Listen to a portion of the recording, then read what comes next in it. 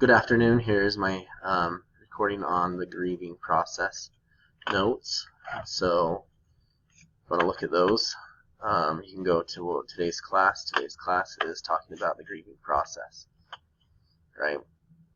You want to open up these notes, make a copy of them, fill them out as we go along, or if you want to look at the presentation yourself, that's fine. Okay, grieving process is a process we go through when we have some sort of loss in our life. That loss can be something drastic like a death, or that loss can be something simple as you lost your phone, right? Not everybody goes through every step of the grieving process, and not everybody goes through them in order. But one thing that we need to understand is that the grieving process is something that is real, and it is something that is normal, right? That everybody goes through. So, I'm opening that up. You can see that in the notes, right? So you have that. I also was going to find the presentation on my computer because it's a little bit different, but I like the one in my computer that I could do.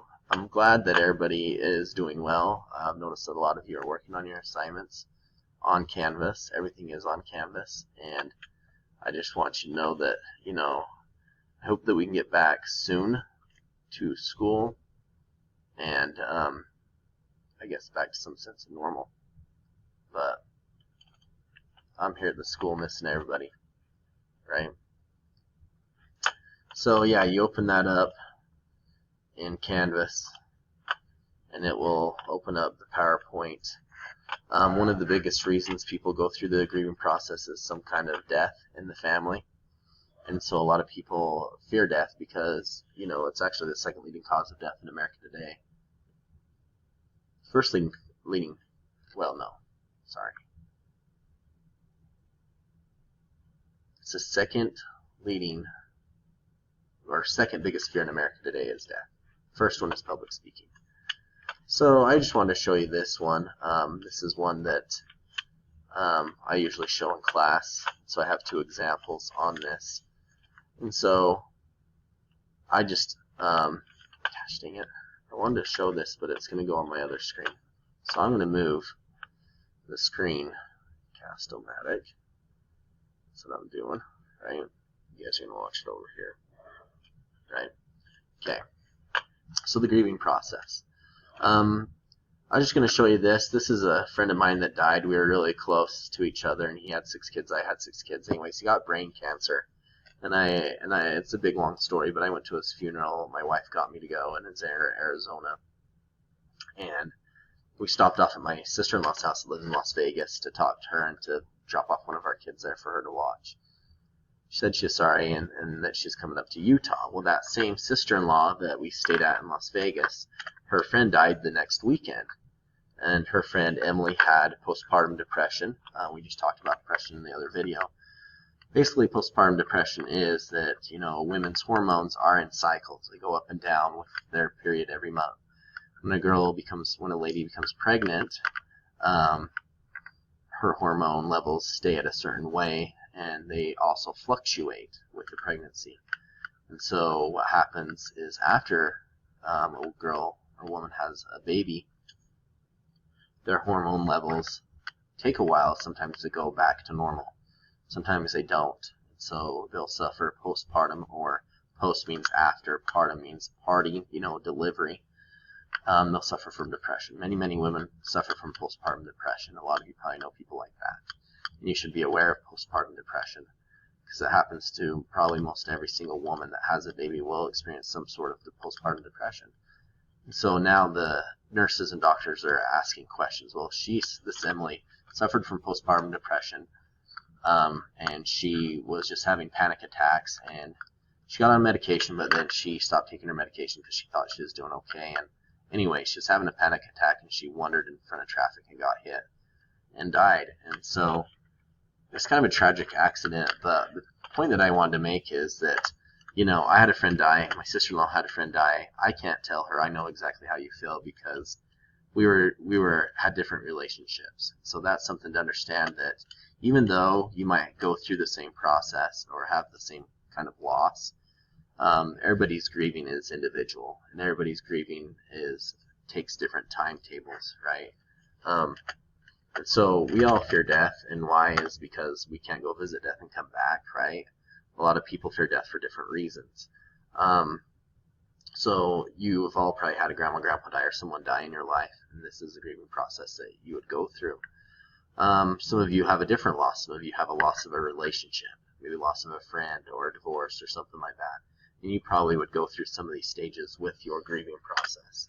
First one is denial. You deny the reality of the situation. This can be as much as, just, oh, we're not broken up. It could be verbal, that you're telling people that you're not broken up. It could be extreme, like you holding on to things or acting like you're not broken up, trying to give them hugs and kisses and stuff. I know of one extreme that I saw in another country where a guy, his wife died, and he kept her corpse and would dress it up and stuff because he's in such extreme denial. If that's that extreme, then that needs professional help. However, you deny the reality of the loss or the death, but with time, well, I guess, as you share your feelings, then the denial will go away. Time doesn't make the denial go away, but sharing your feelings does. That's a myth. Time does not heal all wounds, but sharing and discussing your feelings will and can, right? And so anger is the next one. You get angry because you feel like this was not justified. I saw a kid one time come into my classroom. His fist was all bloody. I'm like, what happened to you? He's like, my girlfriend broke up with me. I'm like, so what'd you do? Punch a brick wall? And I'm like, wow, you showed her she will not break up with you ever again, right? And he's like, shut up. But we get angry when we have a loss, right? Something was taken away. I mean, even when we were just little kids, someone came and took our toy in kindergarten, we'd get angry. Very, very common reaction to a loss, right? Bargaining is the next one. We bargain with some sort of higher power. We bargain with the person trying to get their loss back. Maybe you try to give up something.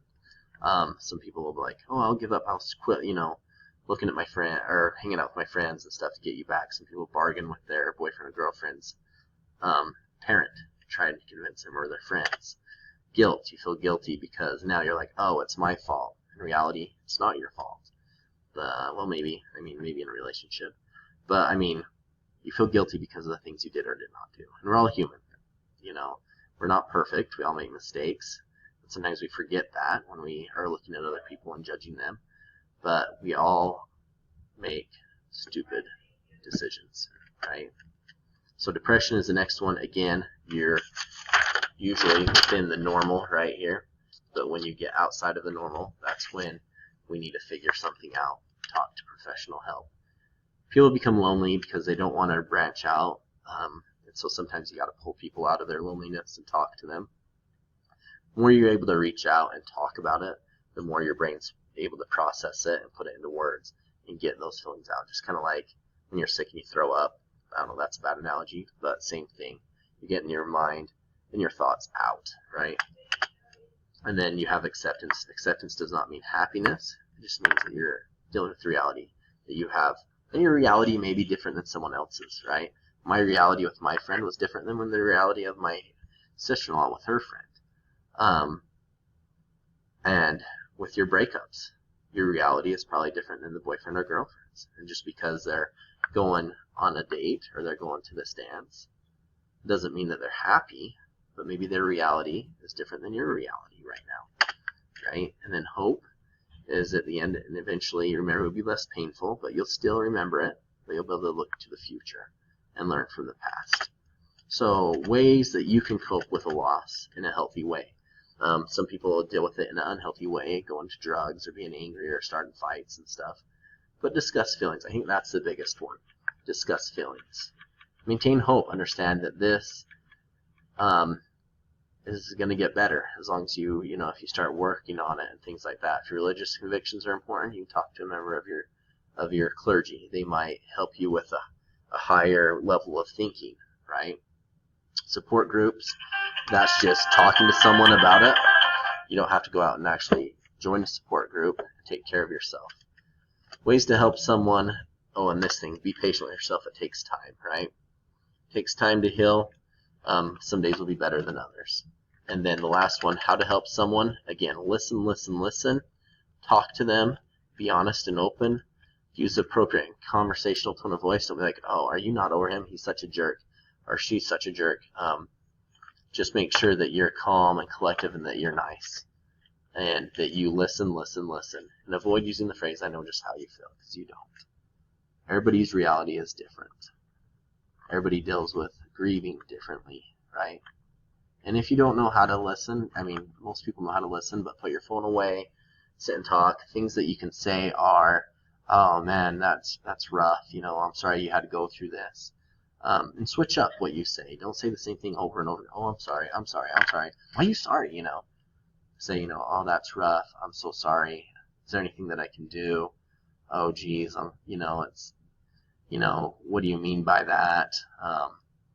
Type of thing. If they're talking, say, yeah, what do you mean by that? Or tell me more. Or what else is on your mind? I think that's a good one. What else is on your mind with that? You know, what else, is there anything else you want to talk about? I think those are good things for you to say, to show that you're listening. Don't just sit there and be like, okay, and look at your phone, right? Has to be active. So anyways, if you have any questions or concerns about this, please let me know. I'm always here to help, right? That's why I'm a teacher. So I'm going to put these on Zoom, and you can look at them later. See you later. Bye.